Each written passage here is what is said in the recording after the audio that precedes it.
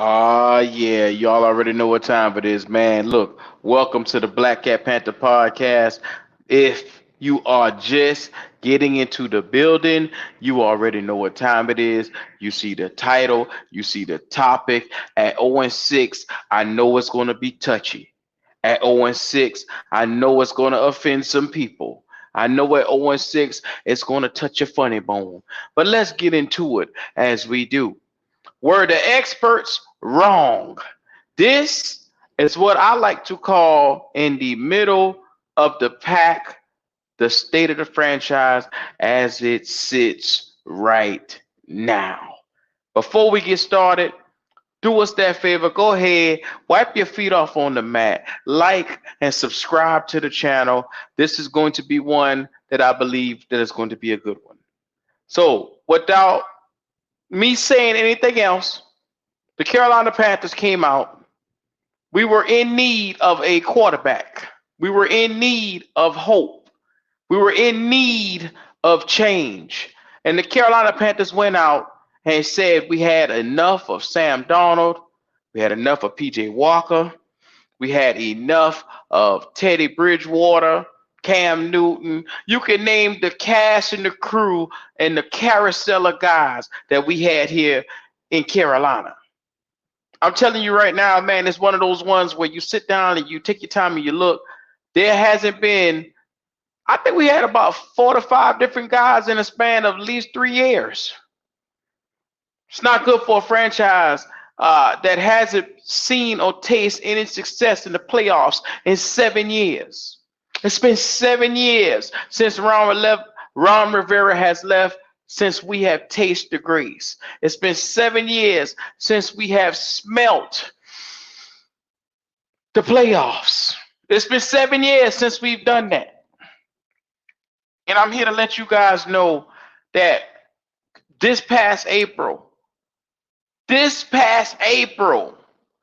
when Carolina Panthers went into the combine, there was 3 guys the Carolina Panthers was interested in to come in and turn around this franchise. That was supposed to be able to come in and grab the franchise by a hold and galvanize the people together. There was 3 guys. AR-15, C.J. Stroud, and Bryce Young. Seems simple enough, right? AR-15, C.J. Stroud, and Bryce Young. All 3 good quarterbacks in 3 different directions that play 3 different styles of football. 1, AR-15, athletically gifted. 6'5", 230-something pounds of pure unadulterated athleticism. And got the arm and the cannon to go along with it. C.J. Stroud, probably one of the smartest quarterbacks we've seen. Nah, I'm playing. He's a visual learner, man. He's a dummy, but he is a damn good football player. I know everybody was expecting that one. And Bryce Young, pound for pound, supposedly in college, the guy that got out and was Patrick Mahomes-esque is what they called him. They called him Patrick Mahomes-esque. I didn't say it. The people didn't say it. The experts said it. The experts labeled him. The national narrative began to grow the more and more we got through the combine. Frank Wright, the new coach coming in from Indianapolis that was just fired, had one job to do, and that's sift through any one of these guys that will fit into his system. His system. But guess what? David Tepper had other plans. David Tepper had pre-plans already. Can I show y'all something? I want to show y'all a little video. Check this out.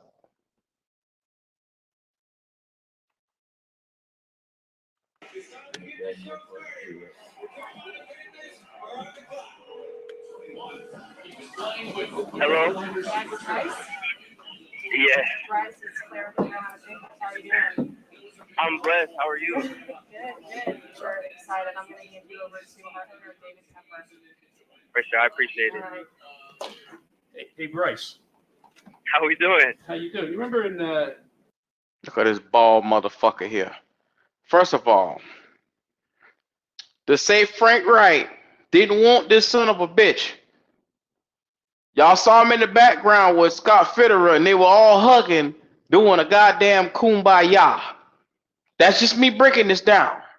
But here, y'all need to hear a little bit more of this shit right here. Listen to what the fuck he says from here on out. That lets you know the owner had predetermined this pick and said fuck everybody entirely, including the coach. Arizona's Super Bowl when I told you we were going to pick a quarterback this year? We're not going to wait till next year. Yes, I do remember that. Remember that conversation? I wasn't kidding. I wasn't kidding. He said when I remember in Arizona when I told you we were going to take a quarterback, we're not going to wait until next year.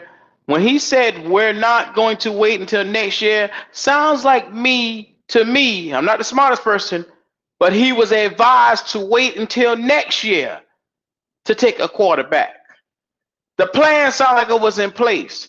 Build the team correctly and get a quarterback the following year. This son of a bitch, look at his face, already had pre-made on what the fuck he was going to do. And let me rewind that just in case, so, just in case y'all didn't hear it.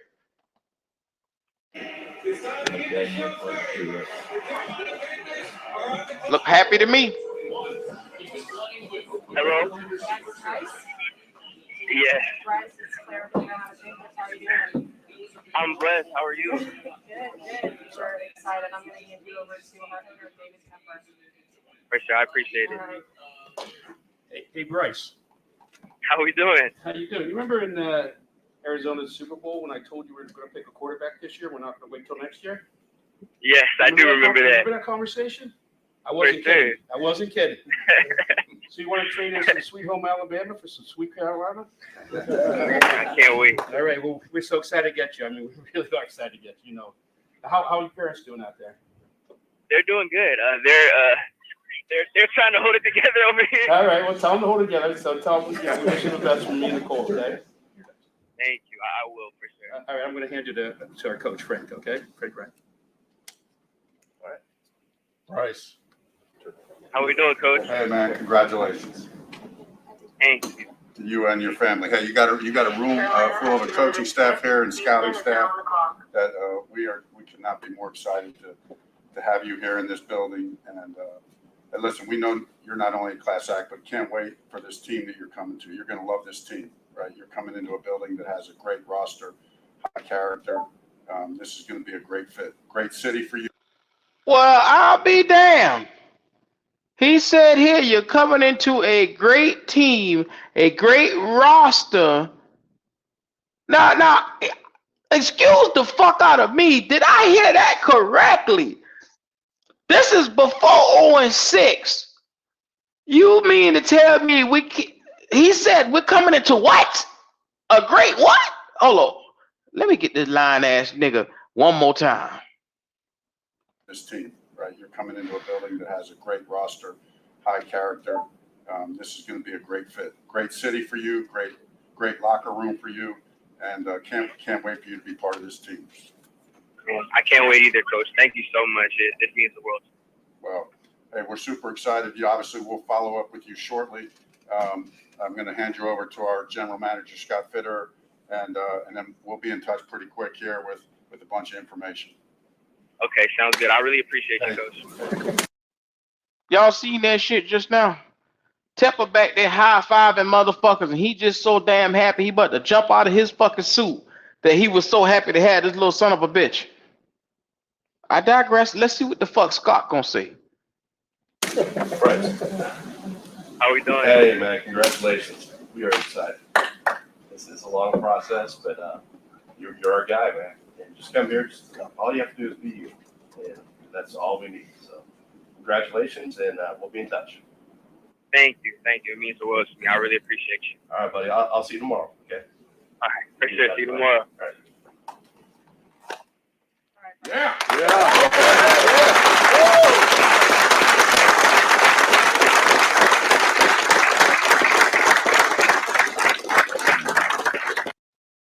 And they sang and rejoiced, and the heavens parted and split ways. As you can see, just a couple of months ago, the expectations in Carolina was, oh my God, we have Bryce. He is going to be the guy.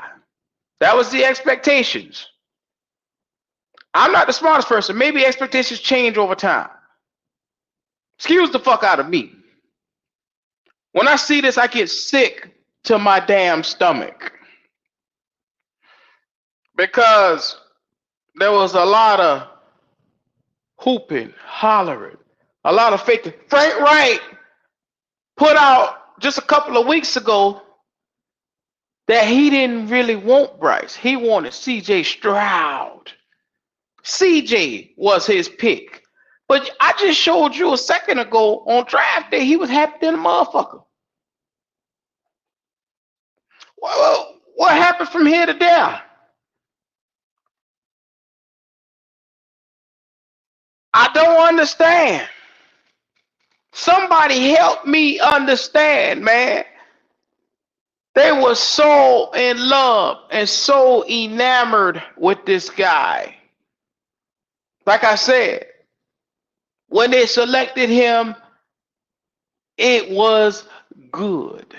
Quote unquote. It was good. So let's get to the next part. Just a little mini timeline that I'm doing.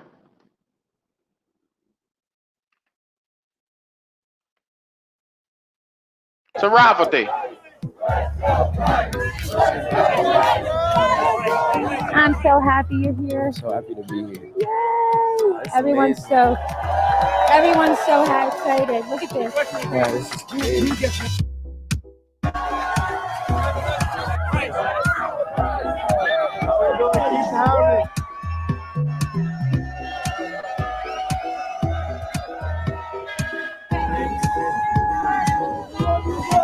I love you, man. Love you guys too, man.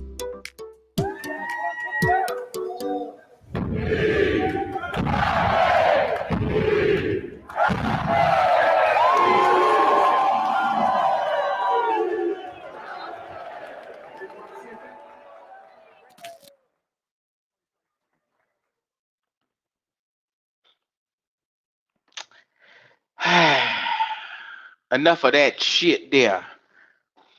Look, I'm sick to my fucking stomach because after that hype video, after hype video, after hype video, just kept coming and coming and coming.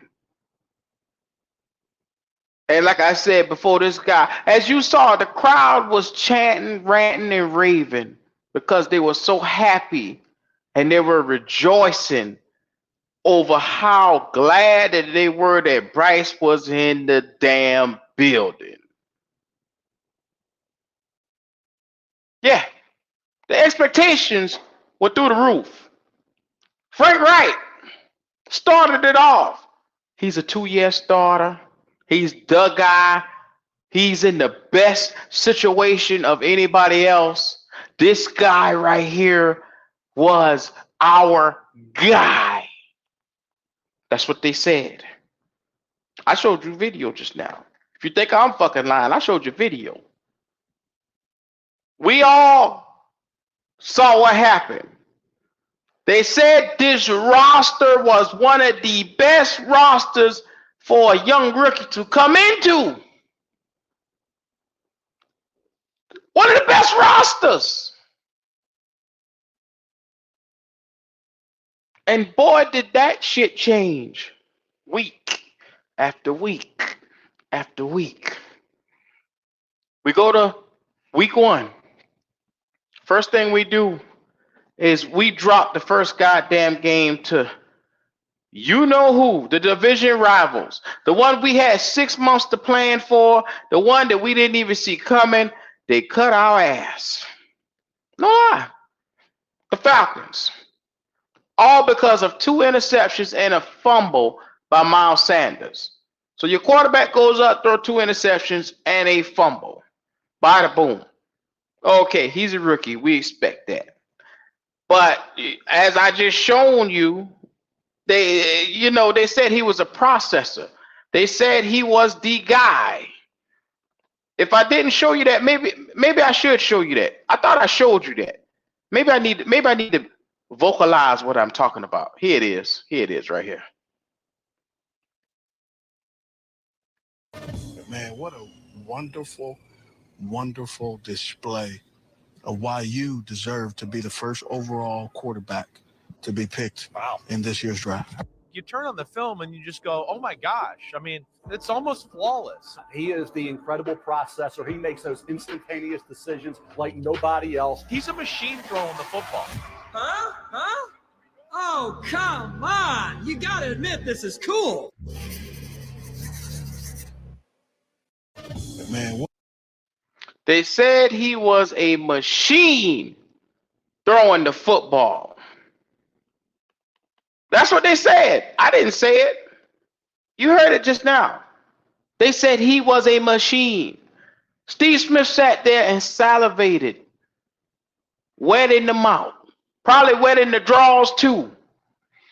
My favorite player of all time, who would know a thing or two about a quarterback, sat right there and told this 5'8", 5'9" prospect that you deserve to be number 1 overall.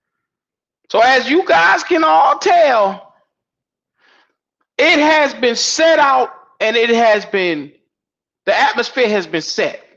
You got Steve Smith praising him, you got Tepperton praising him, you got hype video after hype video after hype video, and then you look, week 1 comes, we get our asses handed to us. And from there, I said to myself, uh-oh, we're in trouble. If you're watching this and you said what I said, because it started in preseason for me. When we got blown out by the Jets, I said the Jets to me with Aaron Rodgers was Super Bowl contenders, and we had time to practice with them week in and week out. We got our asses handed to us in that preseason game 27-0. I don't forget shit. I had it tattooed in my head. I don't forget a damn thing. The following week, we come out, we get our asses handed to us in preseason 19-21.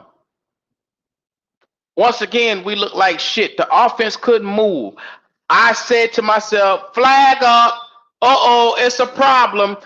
Offensively, we are not able to move the football. Motherfuckers told me it's just preseason, Q. Preseason don't matter. Just like they say the combine don't matter. Just like they say the preseason don't matter, OTAs don't matter, the rookie training camp, none of that shit matters. It's what people will come on to the show and argue me down and say every time. That's what they would tell me. By the time as we got to Detroit in preseason, I'm like, okay, it's not good. It's not good. We were getting our asses handed to us, and I said, okay, the last game, you ain't going to see too many people dressing. So it's cool. Then we go out week 1, we lose 24-10. I said, oh, shit.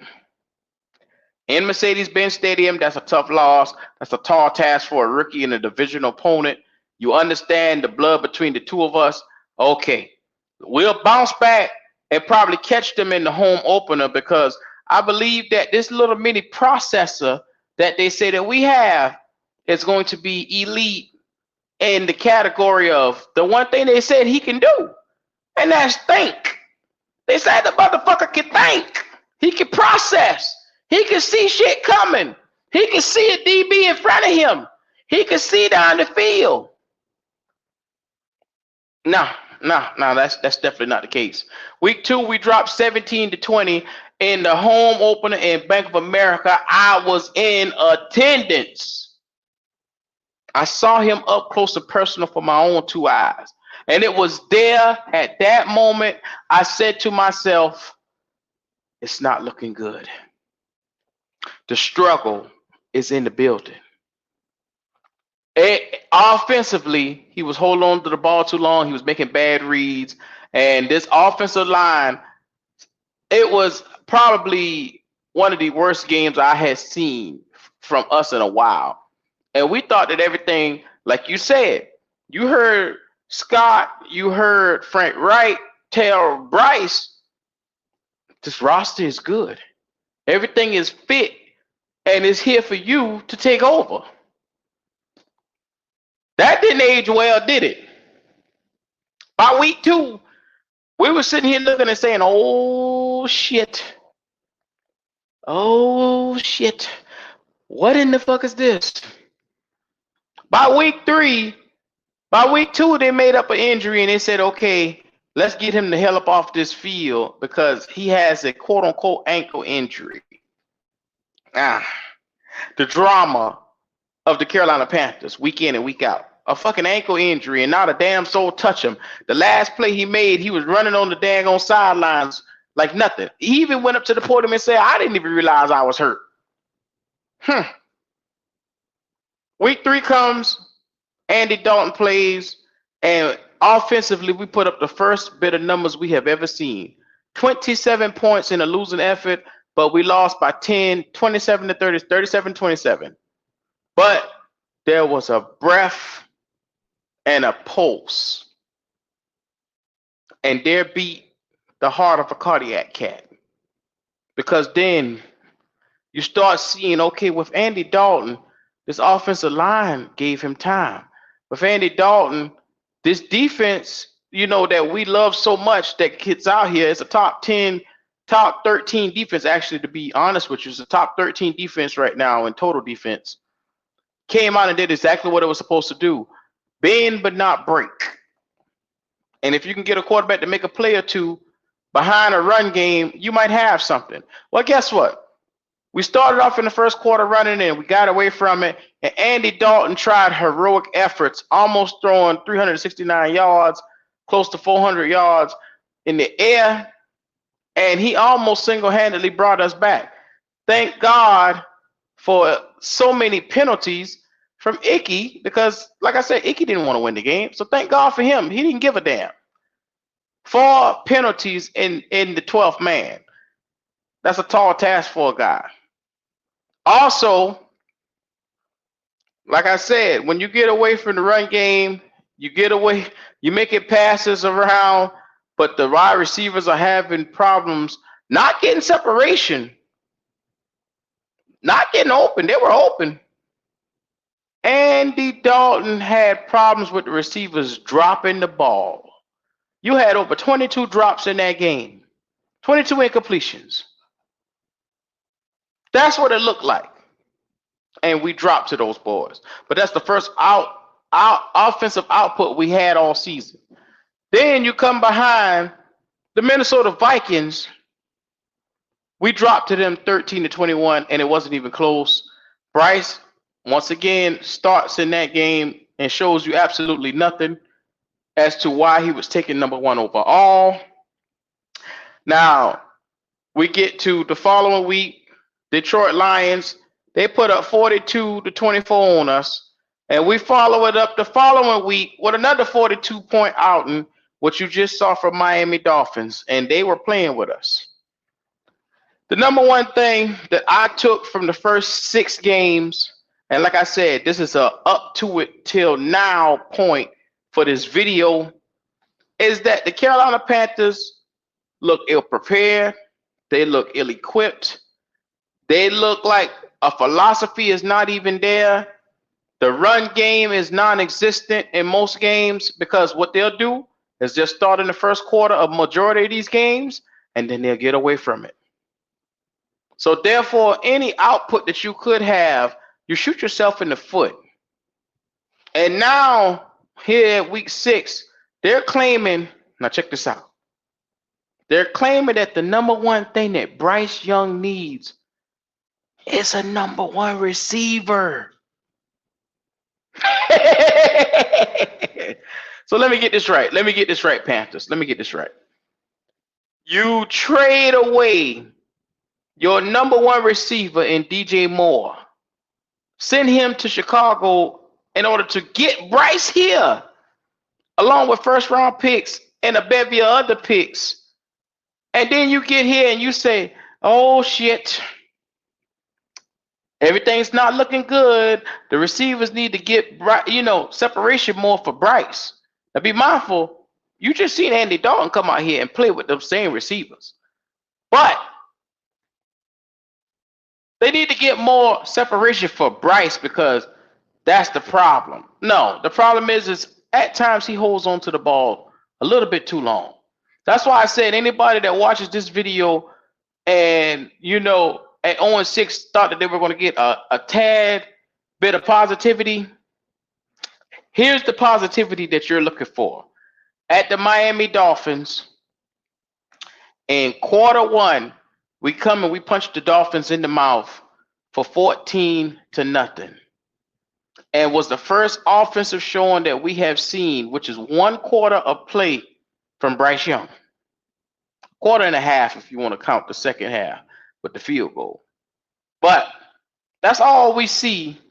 And we did not see him put another point up offensively through the air the entire game. And you do realize the Miami Dolphins are a 23rd ranked defense, which means that out of 32 teams, if you do half of 32, 23 is way past the opposite side of it, which means that they are a porous team when it comes to defense. But they're top and cream of the crop in offense. I hate to tell you guys this, but the truth is going to set you guys free. I'm going to relieve you of the burden that you have in your chest right now. Here at this podcast, we believe in speaking facts. We believe in speaking the truth. We believe in telling it as it is. I'm not going to sugarcoat shit for any of you. After week 6, I'm sitting here in the middle of the bye, and I'm saying to myself, as a team, where do I sit with my quarterback, the new quarterback that we just paid so much money to get in here? We gave up so much landscape to get him in here. Where do I sit? I haven't given up on him. I haven't called him a bust, but I'm very unhappy with what I saw for the first 6 games of the season, from the coaching staff, from Bryce Young, from everybody all the way around the offensive line, the defense. Like I said, this was supposed to be a good team. Yet, under Frank Wright, coaching has these boys underachieving in every aspect of the entire team. Because under Frank Wright, with the same roster with Steve Wilks, we saw 7 wins. With Steve Wilks, this was a 7-win team, minus 1 or 2 players, give or take. You add on more talent with Hayden Hurst, Miles Sanders, and Adam Thielen, and you think that this team should be better. You think that the additions would put this team in a better position. But boy, were we all wrong. I even started off the season and saying, hey, we're going to get 7 to 8 wins. This is going to be a good team. We're going to probably be battling for the division. That hasn't manifested at all. I gave them a chance. For this season, it's a wash. We're 0-6. The season is over. And all I have to say is Frank Wright is probably going to be fired at some point in time after this is aired.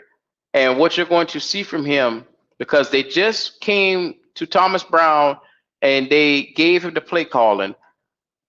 I'm going to tell you right now, they gave him the play calling. They snipped him. They took his nuts away from him. And they did it right before we come back and go to Houston. And we had Indianapolis coming up, which is the 2 rookies that were drafted behind Bryce.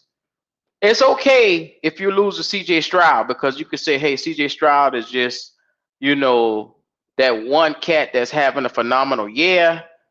But if you lost to CJ and AR and you lose in a bad fashion, now that says to the franchise, your guy is just not that guy. He can't compete with the other two. But for us, Anthony Richardson came down with a shoulder injury, a season-ending shoulder injury for him. So thank God he does not get the chance to embarrass Bryce and David Tepper for ignoring him. But CJ Stroud will come to town after the break, and I'm pretty sure it's going to be a competitive game with the Carolina Panthers. But we're going to see if Thomas Brown is up to the challenge for really taking over the mantle of the play calling, or we're going to see this is the time. This is the cream of the crop. Now, like I said, for me, all the excuses is out of the window. You say Frank Wright is the problem. Okay, we check that off the box. They said the offensive line is the problem. They said this offensive line couldn't block for anybody. When we just saw this offensive line do a great job blocking last year, but you got to look at it. We had a strong power run game. That's not the team's identity now. The team is a drop back and traditional pass team now with Bryce Young. They don't even do any type of read option that would signify a potential zone read run or anything. It's a traditional drop back and pass type of team, and they potentially run it here and there. So, therefore, when you go and you get the best left tackle in all of the draft 2 years ago, and he is a zone running tackle, that kind of doesn't play to his strength that you got a guy that he got to come out and pass block in because his deficiency is pass blocking. Then Brady Christensen goes down with an injury. He's a good pass blocker and a run blocker as well, but your guard is down. Then your center is a run blocker. Austin Corbett is a great pass block protector as well as a run blocker, but he's injured too, coming off of an injury. So you're not having a chance to see him. Taylor Moton is struggling this entire year. He has knee injuries that he was dealing with. This offensive line is completely banged up with injuries all around, and the guys that they have been putting in here, to me, is not up to par. Cade Mays is holding the fort, but he is not pushing look, this is the year that Cade Mays should be standing out now because he's had 2 years to really sit on his team. He's had time to really kind of come into his own and manifest. Look, like I said, this is a breakdown of where are we at now. If we come out and we lose to CJ, this entire team this week right here, you could expect them to try to make some moves to shake some things up. The talks for Brian Burns has really simmered down because I really don't see he's your best player on the defense. And if you get rid of him, you're stuck in a funk. I think that they should re-sign him. That's just my honest opinion. I think they should re-sign him and try to figure something out with this defense and build back around him and Derek Brown. That's what I really want to happen. But if they do decide to trade him, hey, kudos to them. Hopefully they can get some first-round picks because, like I said, he's a supreme talent to me. He is our very own version of Bosa, our very own version of those guys, Myles Garrett or whatever you want to call him. He's the only guy on the team that can go out and get you double-digit sacks and, stop the run while being at it and fight double and triple teams. He's really the only guy that can do it. And he creates a lot of different things for the other guys on this defense as well. But if they move on from him, I would not be surprised, but I don't want them to. If they can't move on now from Jeremy Chin because he's injured. They can't move on from a certain amount of guys like Dante Jackson because he really don't have who really wants him. An $11 million corner that stays injury prone all the time. What you going to get for him? A 7th-round pick? I mean, come on, man. Some of these guys are not great assets. Like J.C. Horn, if you're going to trade him, I mean, what could you really get for J.C. Horn when everybody know he's basically injury prone? It's kind of hard. So the number one thing is people are saying is after this week right here, if we don't win after the bye week in Houston, they want to see the entire team blown up. That very well could be a possibility. And when they do a fire sale, that means they're going to build this entire team around Bryce. And that's crazy that one player has caused the entire franchise to be uprooted. One player. This is the strength of making the wrong choice at quarterback. And I'm not saying he is not a good quarterback, but he may not be the right pick for the Panthers. And I relate this to women. You guys go out, you date any women that you see, any fine woman that you like, you think she might be that girl, and then you date her for a little while and you realize, hey, nah, it really wasn't what I thought it was. And then you go to Walmart and you run into something and you be like, okay, all right, I like this. Next thing you know, she's everything you've been looking for. The one you can't live without. You knew it automatically. You knew it when you saw it. You knew it when you saw them curls and them curves, what time it was. That's the difference in the two. Liking something versus loving something. And I'm like, okay, we like Bryce. Are we in love with Bryce? I don't think anybody watching this video right now is in love with the thought of having Bryce as a 10-year starter for this team. Do you guys see him durability-wise staying here for 10 years? Because that's the question you should be asking yourself. Not is he going to be here for next season. Is he going to be here for the next 10 years as your undoubtedly starter in Carolina? This is the question that needs to be going through each and every one of your heads right now. And if the consensus is, you in trouble. Because if you can't definitively say that's the person that I see as undoubtedly my quarterback, undoubtedly my girl, undoubtedly the person I should be with, then you are in a mess. It's not that hard to figure out if something is good for you or if it's not good for you. And if you got to say, well, let me change the coaching. Let me change the players around me. Let me change. Look, a lot of people always say, old people always had the saying, boy, everybody else can't be lying. It got to be you. Everybody else can't have the problem. You got to be the one to look in the mirror. That's what old people used to say, man. You don't like it, take it up with them. I just wanted to give y'all a little bit of the feelings of how I felt on this thing right here, man. I always tell y'all, if I ain't gonna do nothing else, I'm gonna keep it real with y'all. I'm not gonna front. I'm not gonna sit here and BS around, because at the end of the day, you're talking about a franchise that I've loved. You're talking about a franchise where I've seen people come and go. I've seen quarterbacks all day long come and go. I mean, you can name it. It's one of the ones where you get to sit back, and through the years you get to see people like Jake Delhomme. You get to see Rodney Peete, Chris Wenke, Jimmy Clausen, Matt Moore.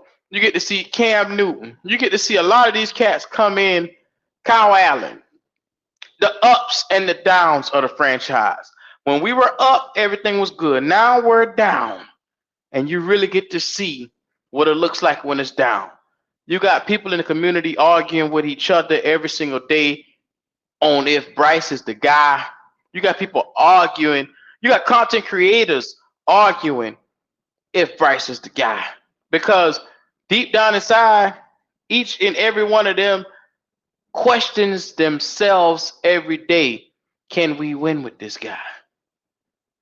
If you got to do that much of a question, like they said in the beginning of the video, Tepper said I wasn't going to wait until next year to get a quarterback. The lack of patience has you in this situation. That motherfucker with his bald ass head is the reason why. The lack of this guy being advised and listening to someone advising him on to do things is the reason why you're in this situation. Why I'm sitting here talking to you and telling you that some of the favorite players that I've grown to love is going to be walking out of this door because we're going to have to get rid of them. We're going to have to get rid of them and start all the way over again from scratch. I hate to tell you guys that. A lot of content creators are not going to be dishonest with you. They're going to tell you what they want you to hear because they want your subs. I don't give a fuck about any of the subs. I'm going to tell it like it is.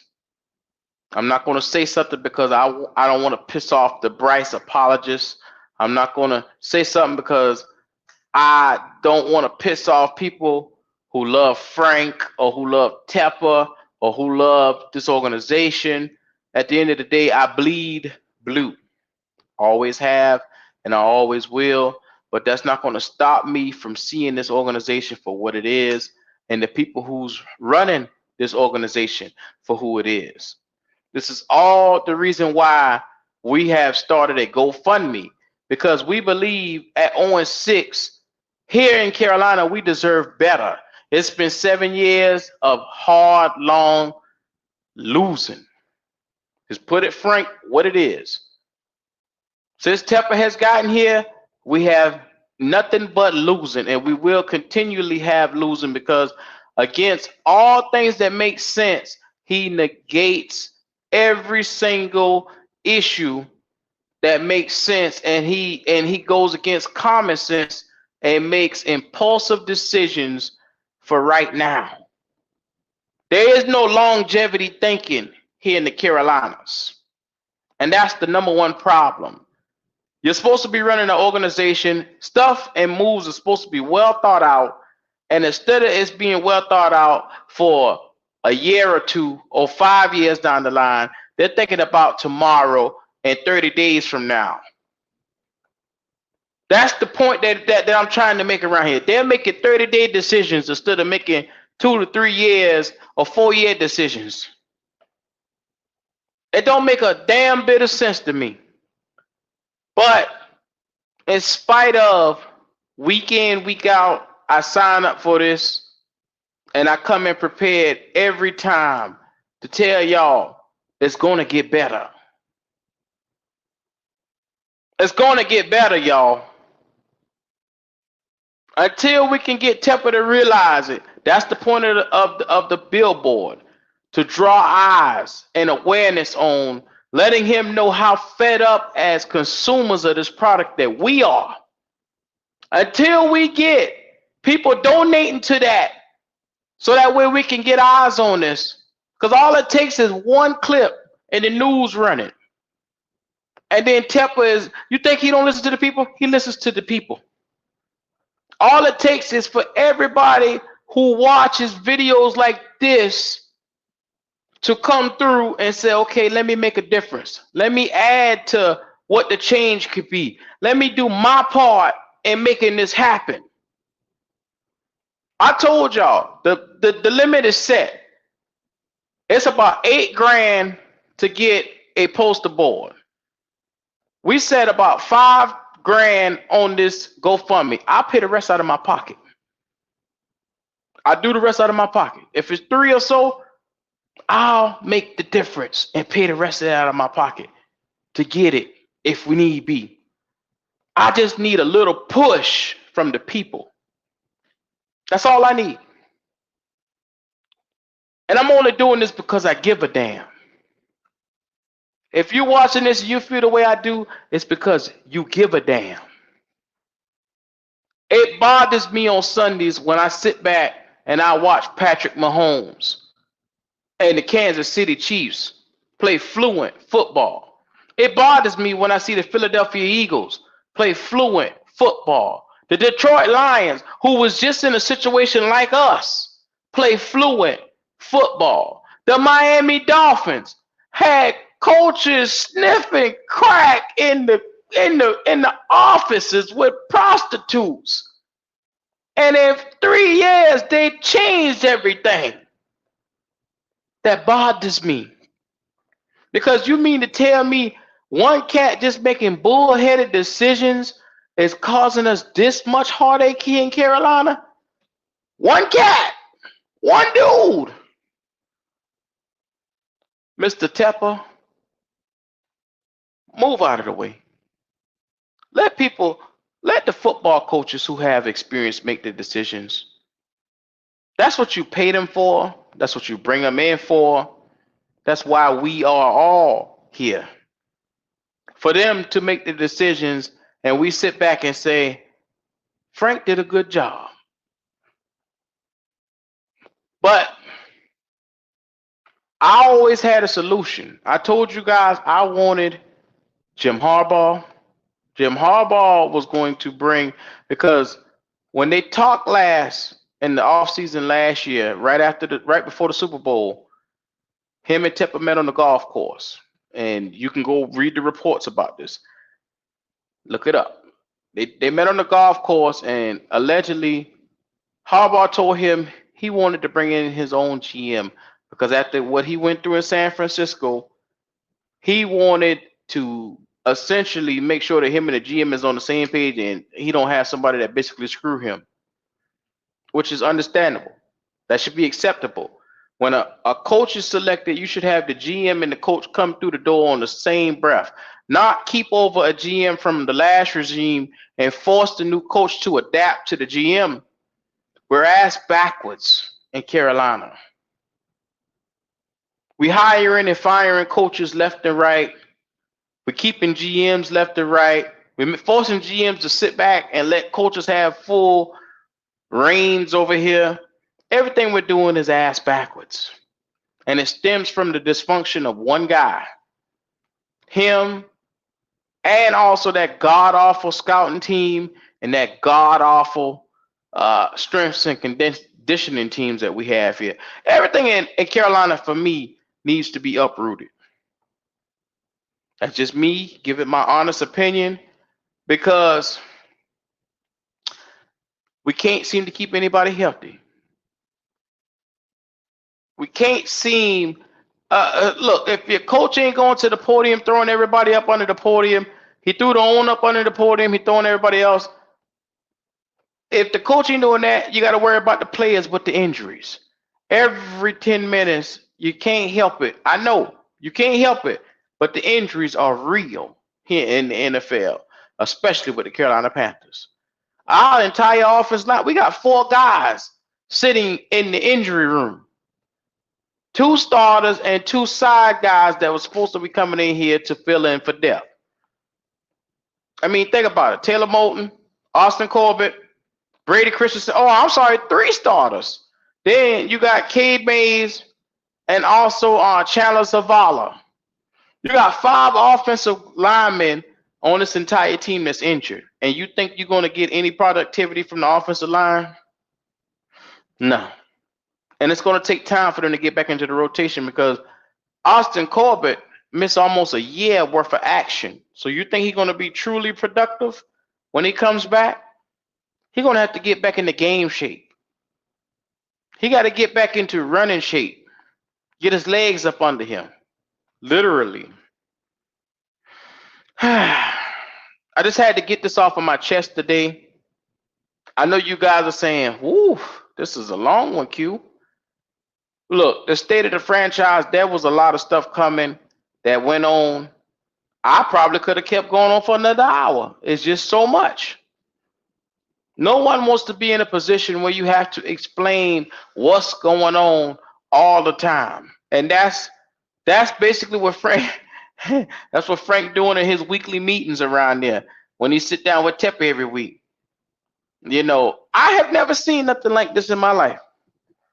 How the hell is your billionaire owner sitting in on coach meetings once a week with your coach, asking him what moves he plan on making? What the hell? You ain't got nothing. Tepper, you mean to tell me you ain't got nothing better else you could be doing with your time? Trust me, if I was a billionaire and I owned a team, my ass wouldn't be sitting here looking up at Frank Wright face every damn Monday. You can promise me that. I can promise you that. Making the kind of money he making, I'd be sitting on a damn island somewhere. And you know it. I'd be sitting on an island somewhere. But he chooses to play with his toy. He chooses to change things around here in Carolina to put his stamp and his imprint on everything. This is the era of Tepper. Do us the favor. Like the video. Comment. Subscribe if you're watching this later. Do us the favor of coming in. You also want to be a part of our meet and greet. The info is going to be in the bottom of the description. We're going to have special guest appearances from Pat Coltrane and Rashada PNP. It's definitely going to be in the building. I'm so looking forward to it. We're coming down November the 18th on Lake 𝐥𝐤𝐤. This is going to be a meet and greet you don't want to miss. So we're a little bit we actually 30 days away from our meet and greet, and we want to make sure that you guys are there. We're going to have free food, drinks. We're definitely going to have, pictures and stuff like that for you to get into. Look, it's one of the things we're going to showcase a live show there with the guys and the fellas. We're going to talk about a lot of the different things you want to hear from the Panther world. You don't want to miss it. You're going to have also a cook-off with me and Goat on the Grill. So, yeah, do us that favor. Come on in and show us that love, man. This has been the Black Cat Panther Podcast. To me, this has been the State of the Union. That's how I'm going to address this video. I basically went from there to now. Subscribe to the channel.